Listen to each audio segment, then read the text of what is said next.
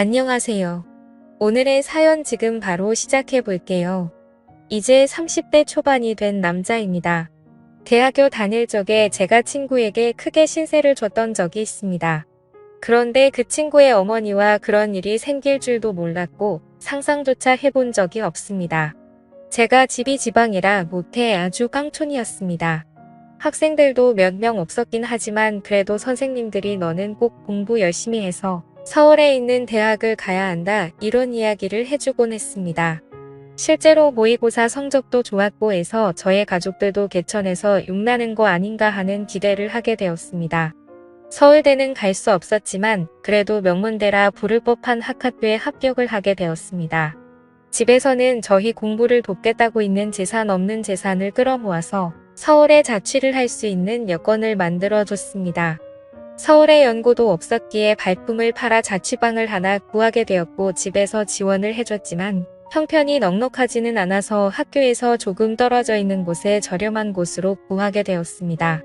오고 가는 게 불편하긴 했지만 혼자 지내는 데는 이보다 적당한 곳이 없었습니다. 방도 넓고 쾌적하고 나름 주방도 있었으니 말입니다. 학교 생활은 무난했습니다. 공부 말고는 할 줄 아는 게 없었기에 그냥 하던 공부하듯이 그렇게 공부만 했지요. 그러다가 친구 한 명을 사귀게 되었습니다. 제가 내성적인 성격인지라 친구를 잘 사귀기가 힘든데 이 친구도 농어촌 전형으로 저처럼 가산점을 받아서 들어온 친구라서 이야기도 잘 통하고 죽이 잘 맞았습니다. 이 친구를 사귄 덕분에 처음으로 학교 사람들하고 같이 술을 마셔봤습니다. 처음 마시는 술인데 제가 생각보다 주량이 세더라고요. 학교 선배들도 저보고 술 잘 마신다고 계속 따라주는데 저는 멀쩡한데 사람들은 하나 둘씩 픽픽 쓰러지기 시작하더라고요. 여자들하고 같이 술도 그 친구 덕분에 처음 마셔봤습니다. 술게임 하면서 마시니까 은근 설레고 기분도 좋더라고요. 그러다 술을 진탕 마시게 되었고 밖에 나오니 차가 다 끊겨버렸더군요. 그래도 걱정 없었던 게 어떻게든 학교 근처까지만 가면 학교에서부터는 집까지 걸어서 한 50분 정도면 도착할 수 있으니 꾸역꾸역 학교까지 걸어가야겠다 싶었습니다. 친구한테도 혹시 길이 애매하면 내 자취방에서 자고 가겠냐 물어봤는데 친구 녀석이 크게 웃더니 자기 사는 집이 여기서 가깝다고 하는 겁니다. 농어촌 전형으로 왔다고 해서 저처럼 자취생활을 하는 줄 알았는데 알고 보니 친구는 아파트에서 통학을 하고 있던 거였습니다. 그렇게 오히려 역으로 제가 친구 집에서 신세를 지게 되었지요. 어머니가 주무실 시간이라서 더 놀지는 못하고 그냥 하루만 신세를 지게 되었습니다. 이야기를 듣자 하니 친구가 대학에 합격하고서는 어머니와 같이 둘이서만 서울로 올라왔다고 하더라고요. 아파트는 자가가 아니라 월세지만 어쨌든 자식 곁에서 뒷바라지를 해주러 같이 올라왔다는 사실을 알게 되었습니다. 친구 녀석이 저를 배려해 준답시고 침대를 양보해 줬는데 아침이 밝아서 누군가 저를 위해서 깨워낸 느낌에 잠에서 깨게 되었습니다.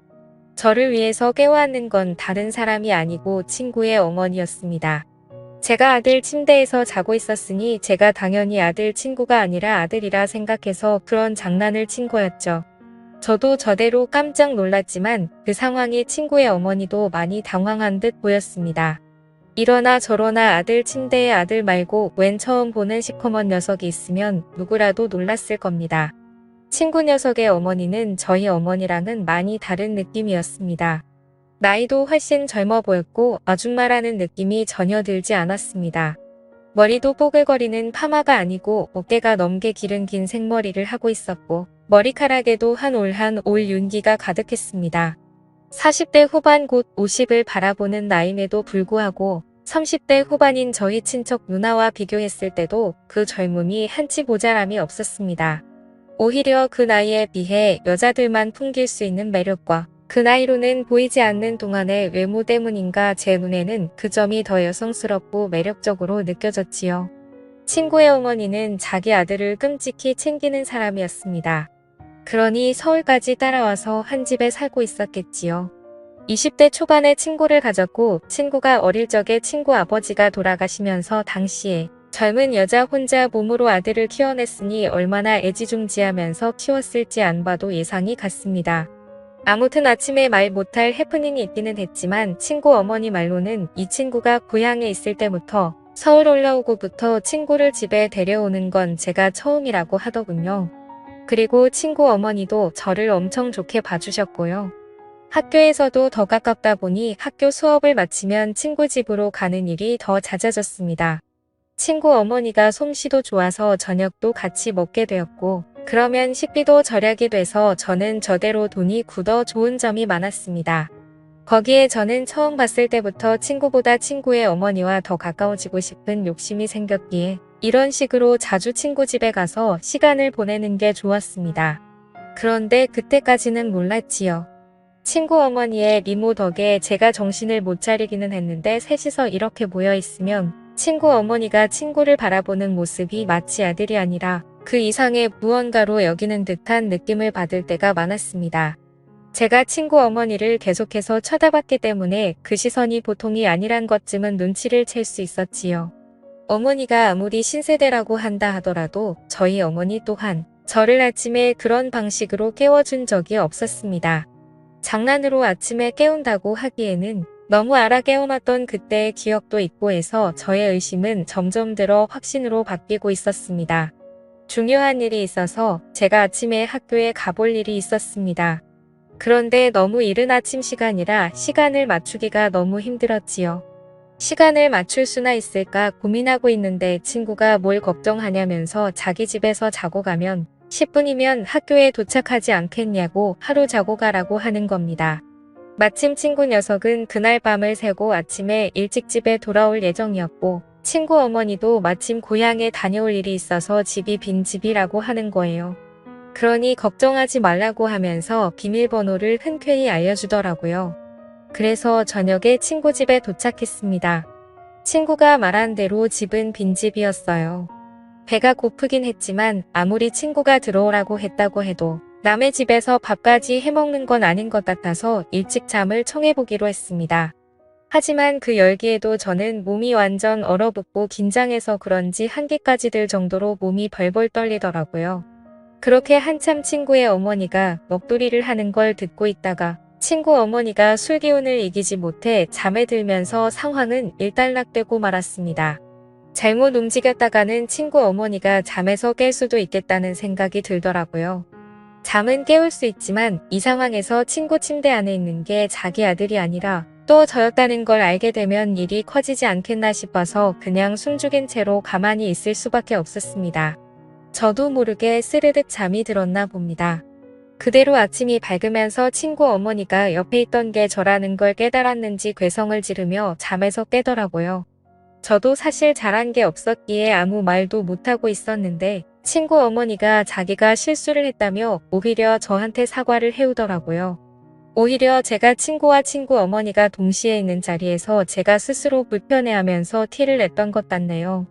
그렇게 대학 생활을 보내고 있던 중이었는데 집안 경제적인 문제로 더 이상 제 학교와 자취비를 지원해주기 힘든 지경에 이르게 되었습니다. 친구가 아들 노릇해달라고 했으니 제가 어느 정도는 해야겠다 싶어서 친구 어머니를 부축해서 침실로 안내를 해줬지요. 그런데 친구 어머니가 잠에 들 수 없다고요. 그러니 그때 그날처럼 제가 어머님 옆에 있어 달라고 하더라고요. 이게 맞나 싶었는데 저도 사실 그때 추억은 좋았던 기억뿐이 없어서 못 이기는 척 침대 안으로 들어갔습니다. 결국에는 선을 넘고야 말았습니다. 처음이 어려웠지 한번 시작을 하니 걷잡을 수가 없더라고요. 꽁트 같은 데서 보면 신혼부부가 서로 눈만 마주쳐도 그렇게 되는 걸 풍자하고는 했는데 그게 괜히 그런 게 아니었습니다. 바로 제가 그러고 있었으니까요. 어떤 날에는 친구 어머니는 일도 나가지 않고 저도 학교 전공 수업도 빠지고 둘이서 하루 종일 집에서 붙어있던 적도 있었습니다. 그렇게 하루하루 정말 몸이 나만하지 않을 정도로 열심히 즐겼습니다. 친구 녀석은 군대를 가더니 오히려 얼굴이 폈더라고요. 햇볕에 그을려 새까매져서는 휴가 나왔다고 문을 열고 들어오는데 건강해진 모습이 몰라볼 정도였습니다. 5개월을 부부나 마찬가지로 살았지만 역시 자기 아들이 오니 친구 어머니는 저보다 아들을 더 챙기더라고요. 그런 부부는 질투가 나지 않았습니다. 친구 녀석은 오랜만에 나오니까 저랑 술 한잔하고 싶다고 해서 술을 마시러 같이 나갔죠. 친구 녀석이 아들 노릇을 잘해주고 있냐고 물어보는 말에 제가 얼버무리며 잘하고 있다고 대답했습니다. 그런데 친구 녀석이 의미심장한 말을 하더군요. 어머니가 아버지 떠나고 나서부터 외로움을 엄청 많이 탄다고, 자기한테 죄책감 하나도 없으니 어머니를 위해 최선을 다해달라고요. 친구 녀석은 제가 이미 자기 어머니와 이렇게 될 것을 알고 있었던 겁니다. 오히려 그전에는 자기가 하던 일을 친구가 해주고 있었던 거죠. 외로움이 많은 어머니를 위해 하는 효도라고 하기에는 너무 엇나간 게 아닌가 하는 생각이 들었습니다. 친구 녀석도 그걸 알고 있다고 하더군요. 그리고 이제는 제가 있어서 조금 죄책감이 덜하다고요. 다행스럽게도 제가 친구 어머니를 이성적으로 마음에 들어하는 게 다 티가 났기 때문에 이런 부탁도 할 수 있었다고 하는 겁니다. 그렇게 친구는 앞으로도 자기가 전역한 후에도 자기는 학업에 열중해야 하니 저보고 어머니를 이후에도 잘 부탁한다고 하더라고요. 그때 정말 제 머리에 오만 가지 생각이 다 들었습니다. 여태까지는 자연스러웠다 생각했지만 알고 보니 정신 나간 집구석에 얽혀버리고 만 것이 후회가 되더라고요. 그래도 당장 저는 학교 졸업도 해야겠고 신세를 져야 했기 때문에 그 노동값이라 생각하기로 했습니다. 제가 대학을 졸업할 때쯤에 친구 녀석이 전역을 하게 되었습니다. 그리고 그때 다시 모든 걸 원래대로 돌리는 게 가장 맞는 방법이라는 생각이 들었지요. 그래서 친구 녀석이 돌아온 그날 저는 짐을 챙겨서 그 집을 나왔습니다. 친구 녀석이 이러는 게 어디 있냐며 불만을 토로했지만 어떻게 생각해도 그때는 이게 맞는 것 같았습니다. 그렇게 저는 졸업 이후로 도피하듯 군입대를 하게 되었고 그 뒤로는 친구 녀석하고는 연락이 끊겨서 솔직히 지금은 죽었는지 살았는지조차 모르겠습니다. 물론 찾아보면 얼마든지 찾아볼 방법이 있지만 친구와 친구 어머니가 행복하게 잘 살길 멀리서 빌고 싶은 마음뿐이기 때문입니다. 감사합니다.